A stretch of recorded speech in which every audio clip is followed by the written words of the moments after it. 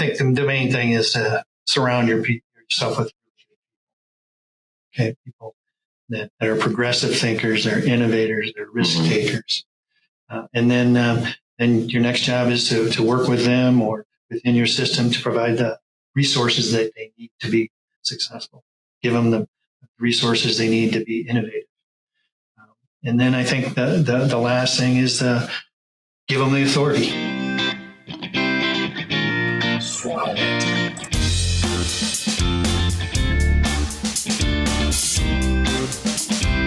Hello and welcome back to the Swine podcast show. I am Daniel Linhares, your host for today's episode. A pretty exciting episode, part of a leadership series where today we're going to focus on applied leadership. What do I mean by applied leadership?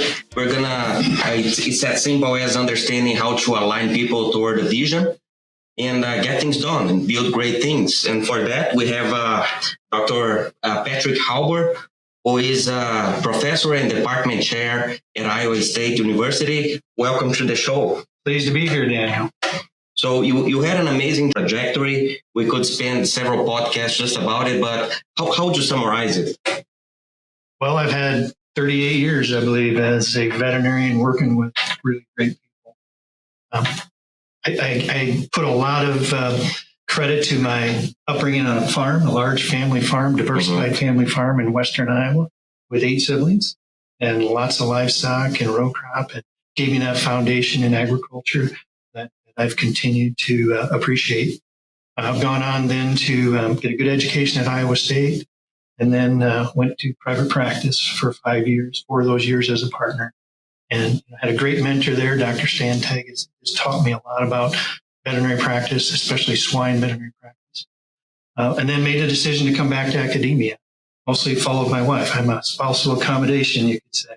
My wife came back to be a pediatrician here in town, and I focused on becoming a pathologist. I can't think of a better job than the 15 years I spent as a diagnostic and research pathologist here at the Iowa State University Veterinary Diagnostic Lab. And then probably before I was ready, Dean at the time, John Thompson, asked me to consider going into administration. So I spent about the last 15 years doing a variety of things in the administration. So I've had some great mentors along the way, John Thompson, Kent Schwartz, people like that. But I'm so appreciative of everything that I've had the opportunity to do in the swine industry and especially swine veterinary. It's all about experiences, but also about people, right? To keep bringing names. And so we were greatly influenced by leadership individuals that we find along our path. So yeah, you've been a very successful researcher, administrator, innovator, leader. We're going to focus here the conversation more on the leadership side. I think few people have the opportunity to say that they built a department pretty much almost from scratch, the size that VDPM is. Can you just talk a little bit about the department and how and how you had the opportunity to do this? Well, I think you're giving me far more credit than I deserve. Maybe a little history. In 1997, our dean at the time, Dick Ross, I think he got the message from the industry that the veterinary college could be doing more for the industry, the stakeholders. And so he went to the legislature and got some money to start a new department. Mm-hmm. This college had 4 departments forever. And this one we ended up calling veterinary diagnostic and production animal medicine. The idea was to pull together a multidisciplinary team of people that could solve about any problem that addressed itself in the industry and help the industry move forward and grow. So that was in 1997. Nolan Hartwig was the first department chair, and Bob Holland then. I had a chance to step in. We started with about 20 faculty, all the VDL faculty, and then faculty from other departments and a few hires. Mm-hmm. I've had the chance to, I think, hire everybody except one of the 60 people in the department. So it's been quite a ride. It's been fun to build all 3 arms of the department, the professional practice and outreach, the diagnostic lab, the hospital, the field service unit, but also the curriculum. We have a rich curriculum now we're very proud of. And then the research, particularly field-based research was, of course, your shining star.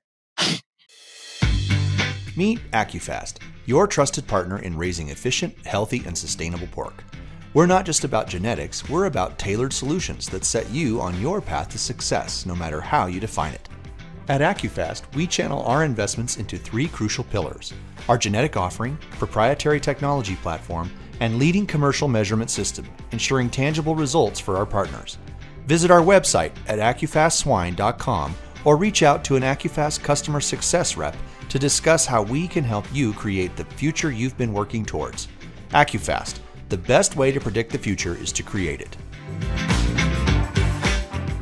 So from what I see, what I hear is it's not just based on a single vision in the paper, but also since they start, based on what the stakeholders want, what you hear back from the industry, to try to make this applied sciences, applied teaching, applied research, and fulfilling somebody else's need, which is outside the university, right? Yeah, I think that's critical to academia to remain relevant. We're very lucky here, particularly to have the large diagnostic lab with that rich case base and those daily interactions with producers and veterinarians. That keeps you relevant. That keeps you on the leading edge. That challenges you.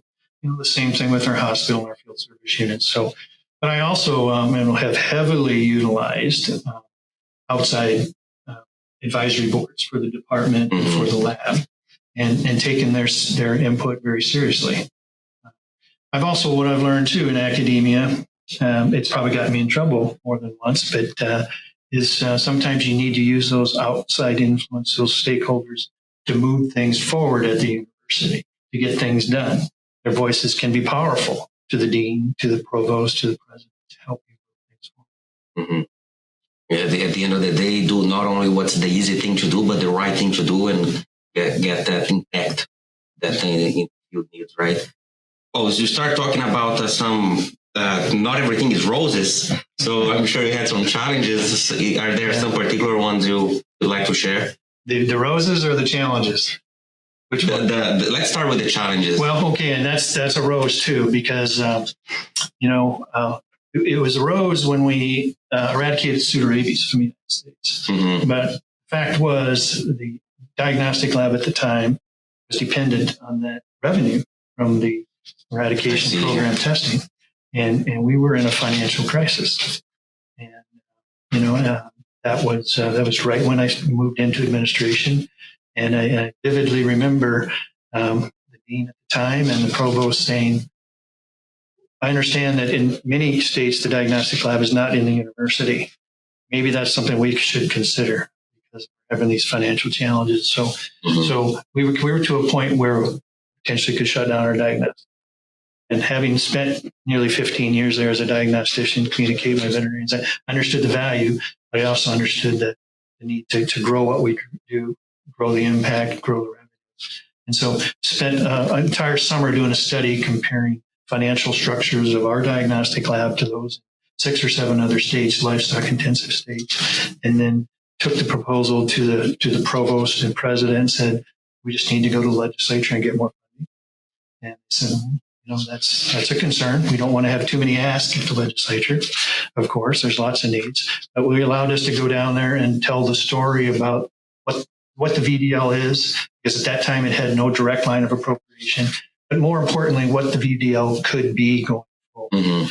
And so that's when we started to get a line item, direct line item to the diagnostic, which has now grown into 4.6 million per year of recurring money. But probably more importantly, it's allowed Dr. Main, myself, sometimes the dean, to go down there once or twice or 3 times a year to our legislature and tell them the remarkable things. So, yeah, something that was a real challenge to begin with. The easy thing for the university to do would have been close the lab, let it go to the Department of Agriculture like it is in the States. The easy way isn't always the best way.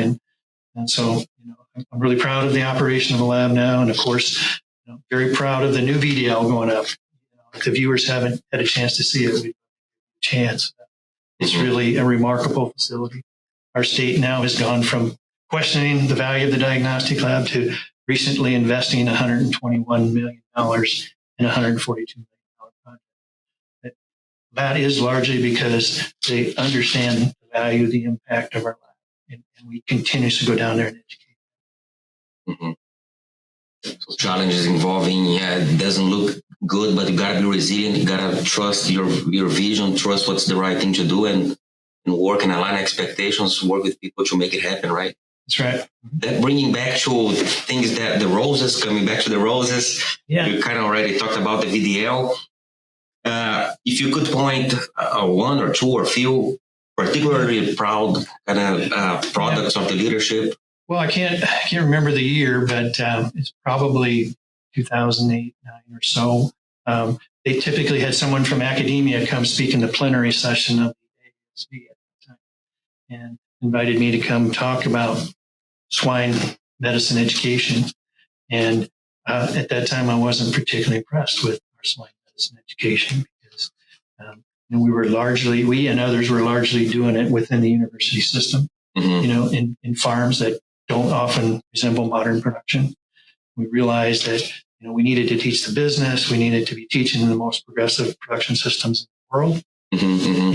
And so I presented that idea. That sort of thing existed in a few dairy places like Minnesota and Michigan. And so we threw out the idea of a swine medicine education center, partnering with the private sector and getting our students into the most productive, progressive production systems in real life. Yeah. And so right after that, we went to the break at the ASB meeting, and I still remember two veterinarians from AMBC coming up and say, we want to be part of that. And so really we went home and we started largely to credit Dr. Locke Carricker, taking it from there on. I was the idea guy. Locke executed the plan. I'm really proud. One of the things I'm most proud of is our swine medicine education center. And you could argue, I don't think will find anybody to dispute that has benefited Iowa State student, yes, but it's truly, right, we have students from all around the U.S. and international. Correct. It's a national resource. I think going forward, Dr. Linares, it's going to be even bigger because as these new veterinary schools, I think there's going to be 10, 12, 13 or more new veterinary schools. They're largely not going to have any clinical education. And Dr. Carricker has already picked up several of those schools where he will be providing that swine medicine education and swine clinical education. So I think it's going to play a really major role going forward, educating swine veterinarians in the future. And also, that model is now since now been adopted by our beef production medicine folks to a certain extent and our dairy production medicine folks. So yeah, really, really proud of that. Over the years, what makes all this happen is hiring the right people. I've had the chance to maybe look at hiring a little differently, hiring people that have been in the real world, like the Locke characters, the Daniel Bernardis, the Chris Rademachers, that come with that experience. You put those kind of people in front of students, whether they're professional students or graduate students, it really turns them on to that particular profession, that species. So, we have 95 or more food animal focused courses here in our curriculum, largely because we've hired really good people with experience in the field. So that would be another thing, the curriculum. I'd also say the graduate program. That's probably one of the more recent things that we've done. We weren't really known 10, 12, 15 years ago as a research department, but to be on the leading edge, you need to be doing relevant research and in many cases be doing it in the field. So, I really appreciate your work, Daniel, to help us move forward our graduate program, both our master's and PhD. Now we're placing some leaders in academia as well as in production systems. It's been a fun ride. Yeah, it really has. So all those projects, what they have in common, if I hear the VDL, the SMAC, the graduate program, curriculum, it's a combination of I have a vision, but also reaching out to the team and working with legislator, working internally with the ISU system. You mentioned dean, provost, all the way up as needed, and making it happen, right? Paving the road to make it happen. So in general, all the way going back to your 8 siblings, right? You gotta fight to see who is gonna get the best piece of the meal, and then growing up and going to practice, coming to the university. Are there some general leadership philosophy, some ground rules and principles that you follow, or each day is different and each case is different? Well, I think the main thing is to surround your yourself with people that are progressive thinkers, they're innovators, they're risk takers. And then your next job is to work with them or within your system to provide the resources that they need to be successful. Give them the resources they need to be innovative. And then I think the last thing is give them the authority. Too many times in academia, you're given responsibilities to do things, but not the authority. Yes. And, my style, as you probably know, is, set you up and you take it from there and you make the decisions. I think that's, in general, worked pretty well. Mm-hmm. And what if somebody is listening and saying, "Oh, that sounds great, but I'm just not a leader. Can I learn? Can this be learned? Can this be practiced?" Yes and no. I mean, there's all kinds of academies, right? You can go to a leadership academy, young leadership academy, this academy, that academy, and they can really teach you a lot about the process and the networking, all that sort of thing. But what I've found is if you can't really teach passion, and if they don't have the passion, they may not make it to that level of being a leader. But there just may be other roles for those kind of people. And coming back to get that thing done, right? You mentioned the university. Sometimes there are challenges. I'm sure that people in companies, they have their challenges too. They have their HR rules that they may or may not agree with, compliance departments, risk managed offices. How do you navigate through all of that to get things done, especially thinking about the big projects, right? If it's something small, may not be a problem, but if it's something as large as the VDL, for example, how do you navigate the system? Yeah, I mean, I'd say two things. Never give up. I mean, you mentioned the VDL. I can remember the first times, I've been working on that 10 or 15 years project. You go there initially and the president says, no, we have bigger needs. You can imagine all the needs. Yeah. Never give up. Keep coming back. And then I would say is, know your why, and explain that why to them. It might just be a new building that costs money to them, but why? Why is it so important? I think that's really important. And I mentioned it earlier. I mean, sometimes you just need to use your friends on the outside, the stakeholders, those folks that can work with their local legislators and they can voice their opinions to the university administrators. I appreciate all the challenges our administrators have, and we generally have we're very fortunate in Iowa State to have a good administration. So, yeah, never give up. It's easy to give up. Yes, there is a fair amount of bureaucracy, but you can knock down those and know your why and be ready to explain it. It's a good lesson because people don't realize, right? You said we were working on this for 10 years. People only see when the building is getting up and say, all right, they got it. Maybe they started working on that last year, but no, it's you gotta really pave that road and may take time. So you gotta take your time to.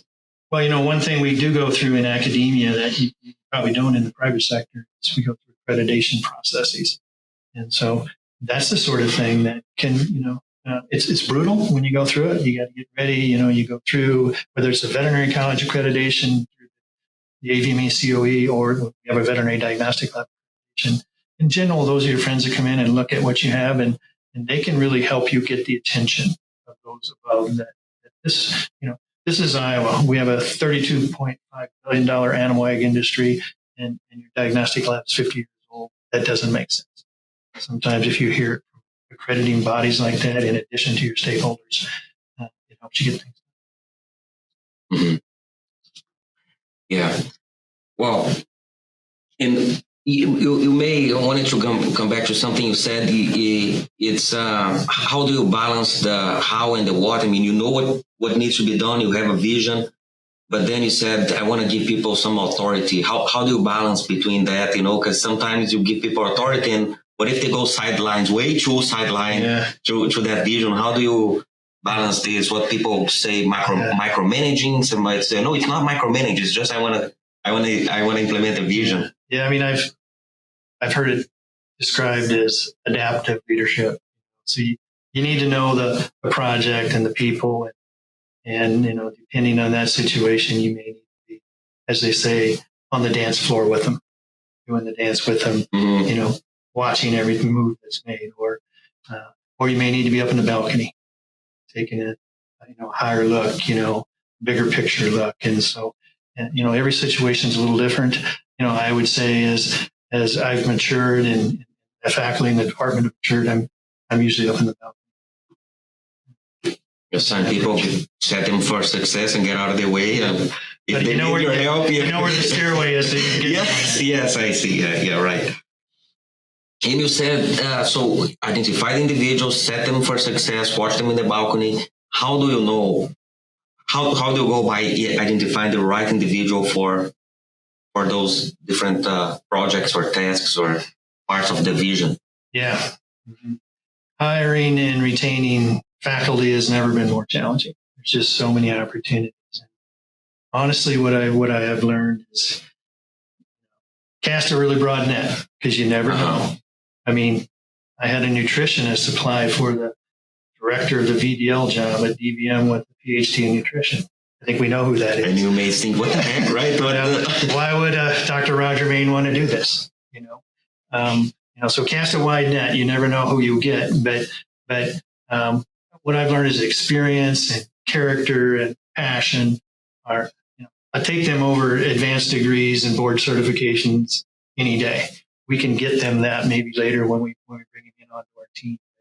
It's really hard to, if you're focused on swine, it's really hard to, if you want to be excellent at swine, to hire people and expect them to move the industry forward if they don't have any experience in the industry or passion for the industry. So all those things are important, but it comes back to character, passion, work ethic, things that are hard to measure, but if you do it long enough, you notice it when you see it. Some of gut feeling, would you say? Yep.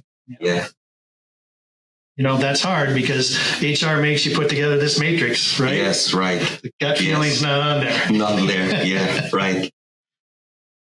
And what if you have that person that you're still convinced that they have that character, that passion, but they're just in the wrong position? I mean, Roger is extreme. It's a case of extreme success, right? A nutritionist that became to be one of the best VDL directors ever. What if it didn't work? Or I'm sure we don't need to use names, but what if you have the right person in the wrong spot? Well, it happens all the time in academia. It really does. And in most cases, you get innovative as a leader and you find the resources to backfill and allow this person to move forward in their areas of excellence. But you've got to be innovative in finding those resources to backfill.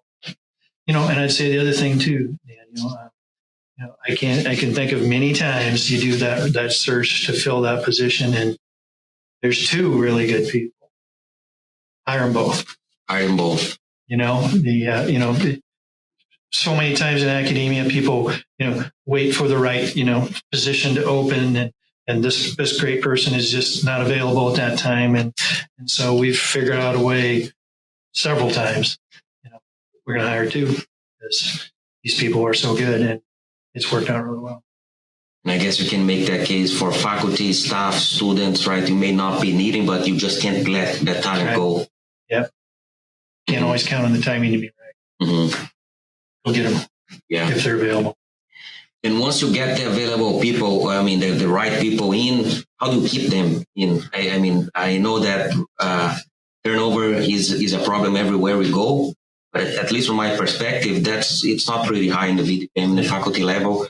And so what are some tips and tricks to get your right people, I don't want to say happy, but motivated, going?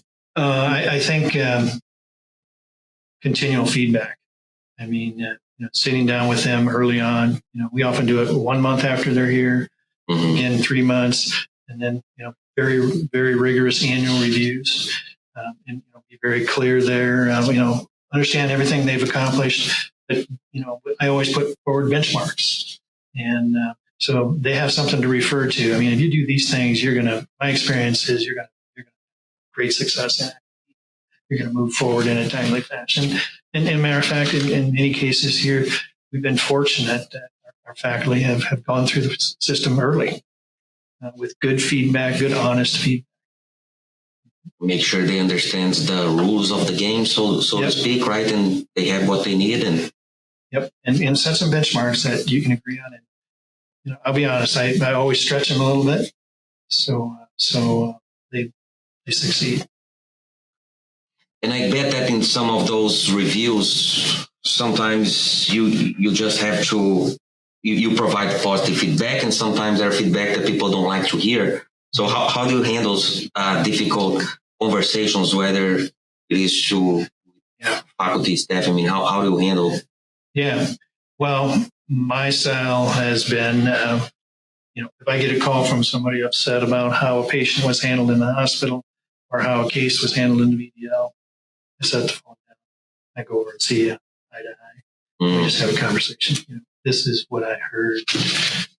Tell me more about your perspective. So you don't wait and see and say, no, let's see what happens. You go and you handle it right away. Yep. And if it's a recurrent problem, then we need to sit down and have what we call a performance improvement plan. Just put it in writing. So this is what the expectations are, and if you do this, we'll move forward. Mm-hmm. Fortunately, it doesn't happen very often, but sometimes you do have turnover, excessive turnover in certain groups or sections. If that's the case, and you think you're hiring good people and they're not staying, then we often will do some sort of personality profiling, those types of things, workshops within that group to try to better understand the dynamics and use that information to perhaps pick a better fit going forward for that particular section. Mm-hmm. And coming back to the individuals, especially those that are being productive, they're hitting the benchmarks, but you think, hey, you know what? They can do more. And so how do you balance that? People are in their comfort zone. You want to push a little bit more. So how do you balance between more progress versus let's be happy where we are? Yeah. This quiet status quo here is good enough. Yeah, that's a great question. I think you just got to figure out a way to reward them. Whether that's something for their program, whether that's from a salary standpoint. We were the first, I think, the only place I know of that's been able to pay people by production in that. Mm-hmm. With our veterinary clinical services incentive program. It works. I'm very, very impressed with how they're willing to take on more and accomplish more. But you have to reward people. And so we do that in a number of ways. We're sometimes limited from a salary standpoint, but there's other things that reward people. If we bring that from the individual level to the department or college or university level, is it the same thing? I mean, you got to show the additional benefit of expanding a session or remodeling the field services building, or when you talk about cost, nobody wants more cost, but so how do you drive that progress? Yeah, you need to understand the impact yourself and be good at explaining the impact, the why. Why do we need this new program? Or I think in general there's a fair amount of downsizing going on. Many veterinary schools are not replacing their food animal faculty. And now Halbur's here asking for another position in swine production medicine. Why? And I think you can build a story and back it up with facts and numbers, and in many cases, you'll convince people. And your stakeholders coming in and telling the story from their outside perspective, right? Yeah, I'm sure. I make sure that the dean and others see after the stakeholder meeting. I write up a little summary, and this is what our stakeholders are thinking. Mm-hmm. And that item shows up 2 or 3 years in a row. We need to do something about it. Our stakeholders won't have faith in us anymore. And in overall, how do we know if we're being a good leader or not? How do you do that self-assessment, self-review, Yeah, I mean, we do measure a lot of things. Growth and innovation, to me, are the main measures of success. Mm-hmm. You know, are the number of students interested in food supply veterinary medicine continuing to grow each year, and they are. You know, it's remarkable that 50 to 65% of our students now in their fourth year choose to track mixed animal or production animal. Those are really good numbers. You know, our case numbers in our VDL, our revenue in the VDL, Mm-hmm. you know, field service calls, our peer-reviewed publications, and not just the number, but the impact factors. We have a lot of things to measure. So we're constantly watching those numbers to know that we're doing our job. And watching people, they're staying. That's right. Happy, right? So there's so many. I mean, I don't think there's ever been more opportunities Mm-hmm. in veterinary medicine right now for faculty members, for staff in academia. So that's a really good point, Daniel. If people are saying you must be doing something right here. Yeah, I can't agree more. Well, that's pretty much what we had. Any other tips, tricks, comments that we didn't discuss that you think it's important to bring back to the listeners? Well, I just, I'm surprised you have somebody from academia on this and talking about leadership, because I know it's important in academia, but what I would say going forward, it's never been more important than it is right now to have that partnership between animal agriculture industry, swine veterinary medicine, and academia, all of veterinary medicine, because that's the only way we're going to have these students prepared. It's the only way we're going to keep our researchers relevant, to have this interaction, this partnership going forward. So I do appreciate the opportunity. No, thank you. Thank you for joining us for this. And now there's 3 questions that we like to ask for every guest before I let you off the hook. It's time for our famous 3. Swine is a professional solution provider for enzymes, probiotics, and functional additives. We offer customized formulas to target nutritional issues in livestock and maximize the utility of animal feed. Find us at sunhy.com, spelled SUNHY, for more information. So the first one is, what's one, maybe 2, but one swine-related resource or book or tool that you think it's useful for listeners out there? Mm-hmm. The thing that I read as soon as it comes every day is Feedstuffs. Feedstuffs magazine. I get it electronically, and it really keeps me connected to all of animal agriculture and swine as well. You updated on what's hot and what's relevant. Yep, I read my JSHAP as soon as I get it, once a month, or every couple months. But Feedstuffs is a really good relevant resource. How about non-swine related? Maybe a book, maybe something that you recently read or saw? Yeah, it's called Blue Ocean Strategies. It talks about basically taking advantage when there's a little bit of blood in the water. People are attracted to it.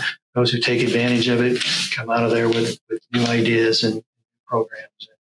Never let a crisis go by without taking advantage of it. We're with one right now with high path avian influenza in the dairy industry. I'm so proud of our folks here at Iowa State, who were the first to diagnose it, and all the work they've done. And what I've said to them is, this is our opportunity to be to the dairy and beef industry what we have been to the swine industry. Those little, that blood in the water can get you down, and scare you, but take advantage of those opportunities. It is a leadership book, by the way. Yep. Right?